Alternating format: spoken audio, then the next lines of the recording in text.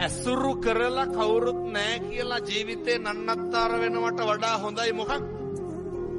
උන්වහන්සේ අගය කරනවා හුදකලාව.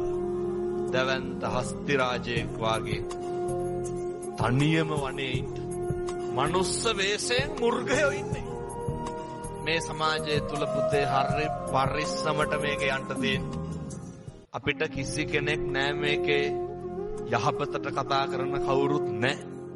ඇසුරු කරන සමාජය දුෂ්ටනම් දුර්ජන මිනිස්සුනම් හුදකලාවෙන්න. අපි කලබල වෙනවා මිනිස්සු වෙනස් වෙනකොට. පුරුදු වෙන්න වෙනස් වෙන එක දරා ගන්න. මේ ලෝකේ හැම එකක්ම වෙනස් වෙනවා. මොකක්ද වෙනස් වෙන්නේ නැත්තේ? අම්මා තාත්තා වෙනස් වෙන්නේ නැත්. පෙම්වතා වෙනස් වෙන්නේ නැත්. පෙම්වතිය වෙනස් වෙන්නේ නැත්. බිරිඳ වෙනස් වෙන්නේ නැත්. ස්වාමියා වෙනස් වෙන්නේ නැත්. දරුවගේ ඉඳන් වෙනස් වෙනවා.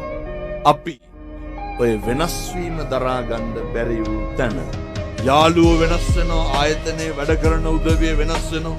එක ශේස්ත්‍රයේ උදවිය වෙනස් වෙනවා. මේ වෙනස් වීම දරා ගන්න බැරි වුණාම නෙමේද අපේ හැඟීම් පුදුම විදියට